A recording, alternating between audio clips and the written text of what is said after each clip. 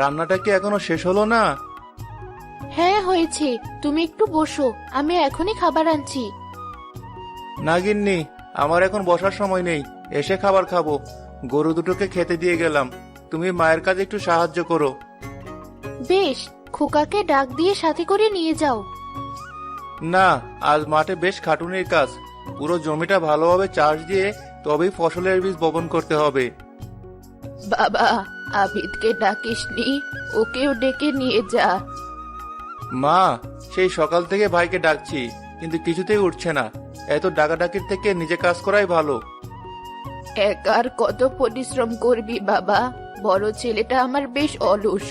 অন্যবার তো একটু হাতে হাতে কাজ করি, কিন্তু এবার সে কিছুতেই যেন কাজ করতে চাইছে না। আচ্ছা, আমি গেলাম মা। বেশি রোদ চড়ে গেলে কাজ করতে বেশ কষ্ট হবে।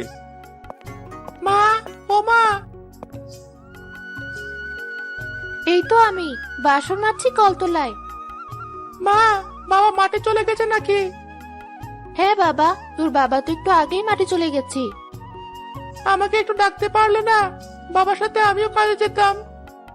তোর বাবাই না করলো। এদিকে আমেনা পুকুর থেকে পানি এনে দেখলো তার সন্তান স্বামী এখনো কেউ ঘুম থেকে ওঠেনি। কি সাংঘাতিক ব্যাপার! এরা বাবা ছেলে আমাকে পেয়েছেটা কি? যেমন বাবা তার তেমন ছেলে, শুধু বসে বসে খাওয়া। কোনো কাজে যদি আমাকে একটু সাহায্য করে। বাড়িতে কোনো বাজার নেই, তবুও আলসেমি করে হাটেই যাচ্ছে না। মা, সকাল সকাল এত বকছো কেন বলো তো? রোজ সকালে উঠে তুমি এমন বক বক শুরু করো। সকাল হয়েছে কখন, সেদিকে তোদের কোনো খেয়াল আছে? খেয়াল যখন হলো তখনই তো উঠে এলাম। কি যে বলো তুমি! পোড়া কপাল আমার! সকালে ঘুম থেকে উঠে বাসি কাজ গুছিয়ে রান্না করতে কতটা সময় লাগে। হাঁস মুরগি গরুগুলো খাবারের জন্য ডাকাডাকি শুরু করবে। তোরা কি পারিস না আমাকে একটু সাহায্য করতে? বাবাকে ডাকলেই তো পারো, রোজ রোজ আমাকে বকাবকি শুরু করবে। আর ভালো লাগে না। নবাবের ছেলে নবাব বের হলো। দাঁড়া, আজ এদের একদিন কি আমার একদিন। আমেনা এক বালতি পানি নিয়ে রেগে মেগে ঘরে ঢুকলো। অলস লোক একটা, পড়ে পড়ে কেমন ঘুমোচ্ছে দেখো। আজ তোমার একদিন কি আমার একদিন। কে কে কে? ধুর গিন্নি, তুমি? সকাল সকাল তোমার কি হলো? কি হলো কি হয়নি তাই বলো। তোমার ভাই সকাল থেকে তোমাকে ডেকে ডেকে না পেয়ে মাঠে চলে গেছি। বাজে কটা? দূর, যে কটা বাজে বাজুক, তাই বলে সকাল সকাল তুমি আমার গায়ে এভাবে পানি দেবে? এখন থেকে রোজ দেব। তাড়াতাড়ি উঠে মাঠে যাও। মাঠ থেকে ফিরে হাট থেকে বাজার নিয়ে এলে তবেই দুপুরের রান্নাটা বসাবো, না হলে আজকে খাওয়া বন্ধ। মাঠে এখন আর যাবো না। মাঠে তো সাবিত গিয়েছে, আবার যাওয়ার আর কি দরকার? আমি বরং একটু পর হাটেই যাব। বাড়িতে রোজ রোজ সকালে এত অশান্তি যে আর ভালো লাগে না। তুই কি একটু কাজে যেতে পারিস না? তুমি যে কি বলো না মা, কাজে যায় না তো কি করি? সংসারটা কি আর এমনি এমনি চলছে? সাবিত সবসময় বেশি পরিশ্রম করে। এত কষ্ট করে তোকে সে ফসলের সমান ভাগ দেয়। তোরও উচিত তার মতো ভালোভাবে পরিশ্রম করা। তুমিও শুরু করলে? আসলে তোমরা কেউ আমার কাজ দেখতেই পাও না। আমরা দুই ভাই তো একই, একজন কাজ করলেই তো হচ্ছে। এভাবে বেশ কিছুদিন পার হলো। ভাই, তোর কাজ করা শেষ নাকি?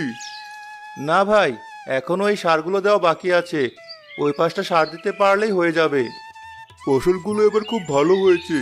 তোর সাথে ছিলাম বলে এবার বেশি ফসল ফলেছে খেতে। কাজ না করে বসে বসে আমার সাথে থাকতে যদি বেশি ফসল ফলে, তবে সবসময় তুমি আমার সাথেই থেকো ভাই। তাহলে তুই কাজ কর, আমি বাড়ি গেলাম।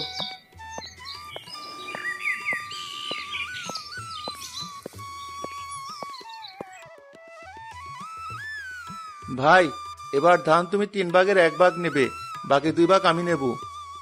কি বলছিসটা কি? মাথা ঠিক আছে তোর? তুই 2 ভাগ নিবি মানে? ধান কি তোর একার নাকি? আমার একার না, তবে এবার ফসল চাষের সময় তুমি কোনো কাজ করোনি। প্রতিবার আমি কষ্ট করে ফসল ফলিয়ে তোমাকে অর্ধেক অর্ধেক দেবো কেন? তোরা এবার চুপ কর, আর আমার কথা মন দিয়ে শোন। আমি যেটা বলি সেটাই শেষ কথা হবে এবার। হ্যাঁ মা, বলো, তুমি আর বিচার করে দাও। সাবিত ঠিকই বলেছে। কারণ ফসল চাষ করতে খুব কষ্ট। সেখানে আবিদ সারা বছর বসে থাকে, সাবিত কষ্ট করে, তাই নিয়ম অনুযায়ী ফসলের বেশিরভাগ সাবিত পাবে। কিন্তু মা, কোনো কিন্তু না। আর হ্যাঁ, এবার থেকে তোরা দুই ভাই আলাদা আলাদা চাষ করবি। যার ফসল সে চাষ করবি, একসাথে আর কোনো ফসল চাষ হবে না। হ্যাঁ মা, তোমার কথায় আমি রাজি। শুধু শুধু আমি কোনো ঝগড়া ঝামেলার ভিতরে যাব না। যার যার ফসল এবার শেষে চাষ করবে।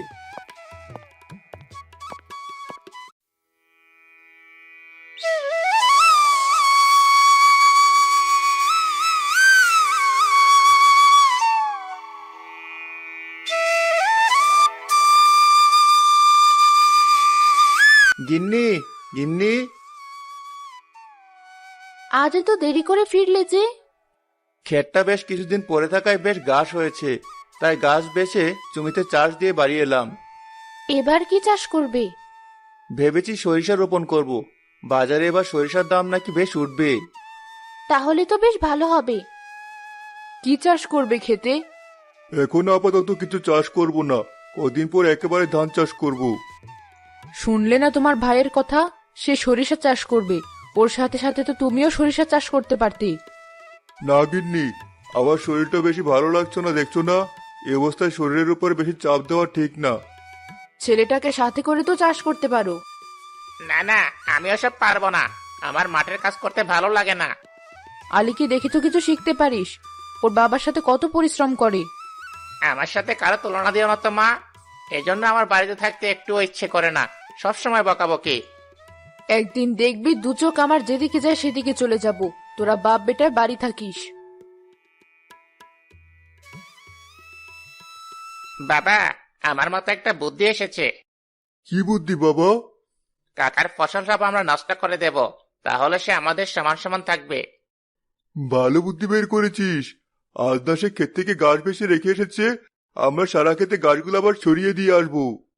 আজ না হয় গাছ ছড়ালে, তারপর কি করবে? তারপর যখন তার ক্ষেতে সরিষা হবে সব নষ্ট করে দেব। সরিষা বাড়ি পর্যন্ত আনতেই দিব না।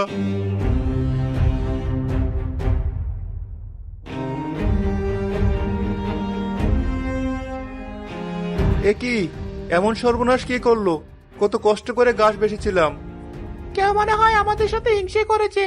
সৃষ্টিকর্তা সহায় হলে কেউ কিছু করতে পারবে না। চলো তাড়াতাড়ি করে গাছগুলো বেছে নেই।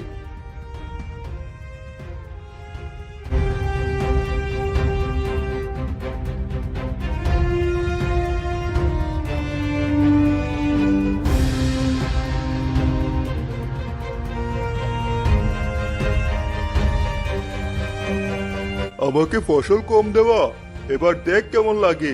তোর কষ্টের ফসল নষ্ট করেছি। বাবা, তাড়াতাড়ি বাড়িতে চলো, না হলে কেউ দেখে ফেলে সর্বনাশ হয়ে যাবে। কেউ দেখবে না, আজ আমার খুশির দিন। কাল সকালে জমবে আসল খেলা। কে করেছে আমার সাথে এমন? কার এমন ক্ষতি করেছে আমি? কত কষ্টের ফসল আমার। কি শান্তি! ওকে কাটতে দেখে খুব ভালো লাগছে। যাই, গিয়ে একটু কাটা গায়ে নুনের ছিটা দিয়ে আসি। এ কি ভাই, তোর এত বড় সর্বনাশ কে করলো? জানি না ভাই, কিছুই বুঝতে পারছি না কে করলো এমন, আর কেনই বা করলো। আমি ভালো কাজ করেছি কোনো চাষ না করে, না হলে আমার ফসলেরও তোর ফসলের মতো দশা হতো। আমাকে ঠকিয়েছিস বলে তোর এমন হয়েছে। আমি যেটা মনে মনে ভাবছিলাম সেটাই কি ঠিক? ভাই এমন করেনি তো আমার সাথে। কিরে, এমন চুপ হয়ে গেলি যে? না না, কোনো সমস্যা নেই। সরিষা নষ্ট করেছে তো কি হয়েছে, এবার ধান চাষ করব। হ্যাঁ হ্যাঁ, সেটাই ভালো হবে। আমিও ভেবেছি এবার ধান চাষ করব। খোকা, ধানের কি অবস্থা? ভালো হয়েছে তো? হ্যাঁ মা, ধান তো আমার খুব ভালো হয়েছে। ফসলগুলো একদম সোনার মতো, একেবারে সোনালী ফসল। ফসলগুলো এবার চোখে চোখে রেখো, যেন সরিষার মতো আবার নষ্ট না করে দেয়। হ্যাঁ মা, আমাদের এবার খুব সতর্ক থাকতে হবে। আমাদের ফসলের কি অবস্থা? তুমি তো মাঠে তেমন যাওই না, সারাদিন ঘুমিয়ে দিন পার করো। ফসল ভালো হয়েছে তো? না মা, আমাদের ফসল একদম ভালো হয়নি। সব ফসল কেমন শুকিয়ে গেছে। সংসারে এবার এমনিতেও অভাব, নুন আনতে পান্তা ফুরাচ্ছে, এবার তো না খেয়ে মরতে হবে। সময় মতো সব ব্যবস্থা হয়ে যাবে, এত চিন্তা করো না তো। ঠিক আছে, আমি আর কিচ্ছুটি বলবো না, দেখি তুমি কি করতে চাও। আমার ফসল, এত ভালো ফসল এবারই ফললো, একদম যেন সোনা। হ্যাঁ বাবা, ধানের রং একদম সোনালি। এবার দেখবে বাবা, চড়া দামে ধান বিক্রি করতে পারবো আমরা। বাবা, কাল থেকে ধান কাটার কাজ শুরু করতে হবে, আর ধান বাড়ি নিয়ে যাওয়া পর্যন্ত চোখে চোখে রাখতে হবে। তুমি চিন্তা করো না বাবা, আমি সন্ধ্যার পর পর্যন্ত ধানের ক্ষেত্রে থাকবো।